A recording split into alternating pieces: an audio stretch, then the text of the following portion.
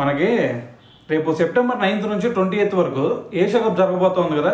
మరి Asia cup సంబంధించి స్క్వాడ్నేమో రేపు 19th అనౌన్స్ చేసే ఛాన్స్ ఉంది.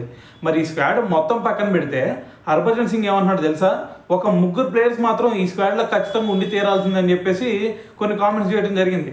అయితే ఆ 3 ఎవరు భయ అంటే దాని గురించి చెప్తున్నా విన్నాం. ఆ 3 ఎవరో కాదు, మనకి శుభ్మన్ గిల్, శ్రేయస్ అయ్యర్, రియాన్ పరాగ్.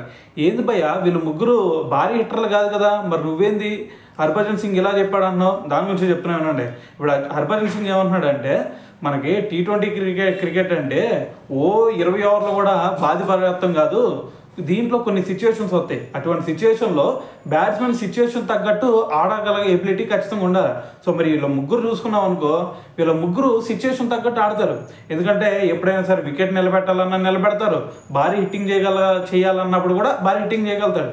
సో మెయిన్గా చెప్పాలంటే ఇక్కడ శుభ్మన్ గిల్ గురించి చెప్పాలంటే అతను ఐపీఎల్లో చూసుకుంటే ప్రతి సీజన్లో కూడా నిలకడగా పర్ఫార్మెన్స్ ఇచ్చాడు. సో దాంతోపాటు ఆరెంజ్ క్యాప్ కూడా చాలా సందర్భాల్లో దక్కించుకున్నాడు కదా. సో మరి ఇటువంటి సిచ్యువేషన్లో అతను 4 వైపులా గ్రౌండ్ 4 వైపులు కూడా సో చాలా బౌండరీలు కొట్టిన సందర్భాలు చూసాం, 6లు కొట్టిన సందర్భాలు చూసాం.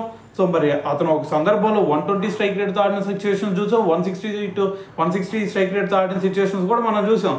సో మరి ఇంత ఎబిలిటీ ఉన్న బ్యాట్స్మెన్ని మనం పక్కన పెట్టకూడదు. ఖచ్చితంగా రేపు T20 ఏషియా కప్లో ఖచ్చితంగా శుభ్మన్ గిల్ తీసుకొని తీరాల్సిందే అని చెప్పేసి మరి హర్భజన్ సింగ్ అయితే దీని గురించి మాట్లాడటం జరిగిందనమాట.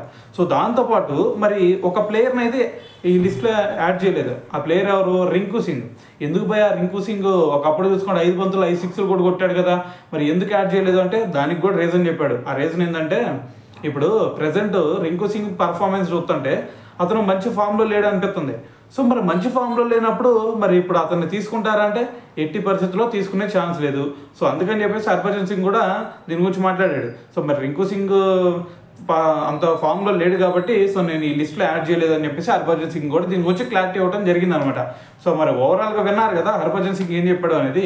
మరి ఇప్పుడు ఈ 3 ప్లేయర్స్కి శుభ్మన్ గిల్కి ఛాన్స్ ఇవ్వాలా లేదా, మరి శ్రేయస్ అయ్యర్ని స్క్వాడ్లో ఇంక్లూడ్ చేయాలా లేదా, మరి రియాన్ పరాగ్కి మరి లిస్ట్లో యాడ్ చేయాలా లేదా. సో దీని గురించి మరి మీరేమనుకుంటున్నారు అనేది కూడా తెలియాలి కదా. సో కింద కామెంట్ చేసేయండి.